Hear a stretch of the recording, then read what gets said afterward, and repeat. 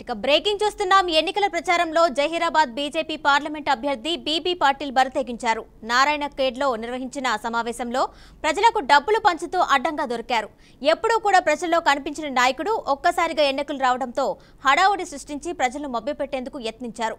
ప్రజలకు నోట్లు పంచుతూ బీబీ పాటిల్ కెమెరాకు చిక్కారు. ఆయనపై ఎలక్షన్ కమిషన్ చర్యలు తీసుకోవాలని డిమాండ్ చేస్తున్నారు.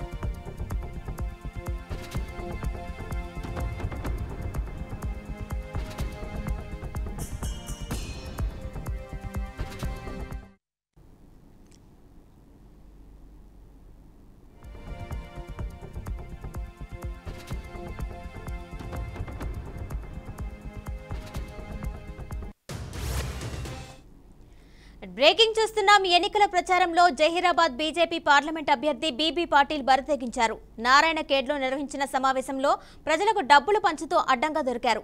ఎప్పుడూ కూడా ప్రజల్లో కనిపించిన నాయకుడు ఒక్కసారిగా ఎన్నికలు రావడంతో హడావుడి సృష్టించి ప్రజలను మభ్యపెట్టేందుకు యత్నించారు. ప్రజలకు నోట్లు పంచుతూ బీబీ పాటిల్ కెమెరాకు చిక్కారు. ఆయనపై ఎలక్షన్ కమిషన్ చర్యలు తీసుకోవాలని డిమాండ్ చేస్తున్నారు.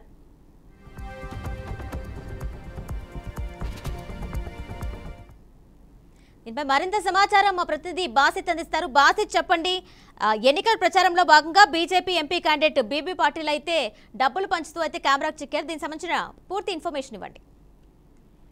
కిరణ్మయి నారాయణఖేడ్ పట్టణంలో బీజేపీ పార్టీ ఆధ్వర్యంలో నిన్న బీజేపీ అభ్యర్థి పాటిల్ పలు దుకాణంలో డోర్ టు డోర్ ప్రచారం నిర్వహించడం జరిగింది. అందులో భాగంగా బీబీ పాటిల్ తనదైన శైలిలో తను బిజినెస్ మ్యాన్ లాగా ఇతరులను కొంటే ఏదైనా కొనొచ్చు అనే ఓటర్లను కొనే ప్రభావం, డబ్బులు ఇచ్చి కొనే ప్రభావం ఉంటుందని చెప్పి డబ్బులు పంచడం కెమెరాకి చిక్కింది.